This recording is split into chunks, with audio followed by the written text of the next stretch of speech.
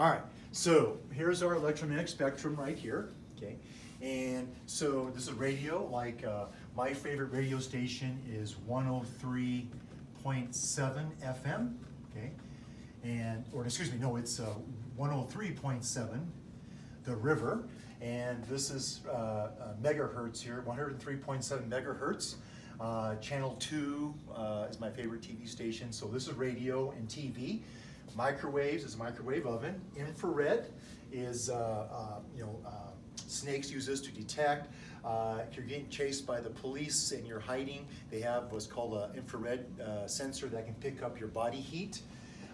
Visible light is composed of red, orange, yellow, green, blue, violet. UVA, now ultraviolet, now UVA, when you buy suntan lotion, you'll see UVA and UVB. UVA stands for aging or wrinkles. This is what causes wrinkles to the skin. UVB is what causes the sunburn. So that's why you have to put the lotion on so you don't get sunburn. I use UV 15. I rarely burn, but some people, redheads or gingers in particular, they may need to use SPF 100 or something like that, or 50. But this protects against radiation UVA and UVB. Then you have the ozone layer, which surrounds the Earth. If we didn't have this, we wouldn't be having this discussion right now, because life would not exist as we know it. The ozone layer blocks out UVC.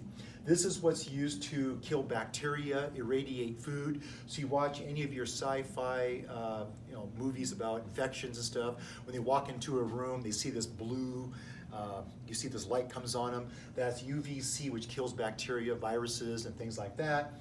You go to the dentist or doctor. This is X-ray. And finally, gamma ray is, I say Godzilla, but it comes from like gamma ray bursts or nuclear bomb explosions, high energy radiation. Okay? Now, put this into context. So over here, radio waves are very large wavelengths, huge wavelengths. Microwaves are a little bit smaller. Infrared, smaller yet. Roy G. Biv, smaller, smaller, very tiny, and over here are very extremely small wavelengths, like baby kitten, meow, right? Over there, okay, all right. So now, okay, so that's wavelength, okay? So it's getting smaller. Now, what I should have said, I should have had the speed of light. All of these here travel at the speed of light, okay? So the speed of light is, we're going to say here, 300,000,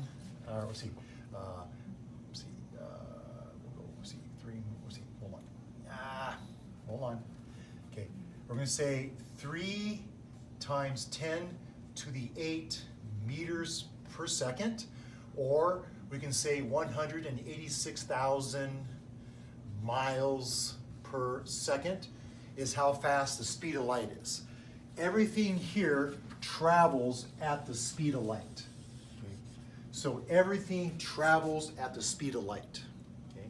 So here we have wavelength getting really big and then getting really small. Now, to help us visualize that, I'm going to make really, so here's huge wavelengths, right? And we'll get smaller, smaller, smaller, smaller, smaller, smaller, smaller, smaller. Okay, like that. So you can see here, this is the wavelength, crest to crest. As we go from radio all the way down to gamma ray, the wavelengths get smaller, smaller, smaller, smaller, super small. So the wavelength gets smaller, smaller, and smaller. Okay?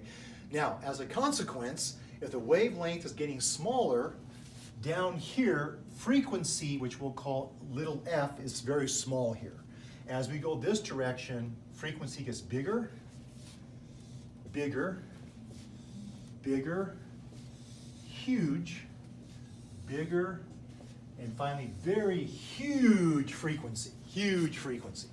All right, so as we can see here, wavelength and frequency are inversely proportional. Okay, what does that mean?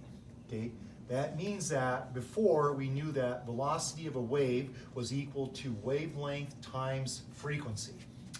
Well, now the speed of the speed of the wave is actually c, which we will use for the speed of light.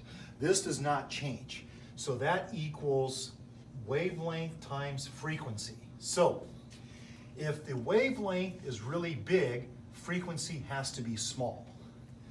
If the wavelength is small, frequency has to be big, okay? And so this is the relationship of wavelength and frequency in terms of the electromagnetic spectrum. All right, take care, and we'll chat again a little bit later. Thank you.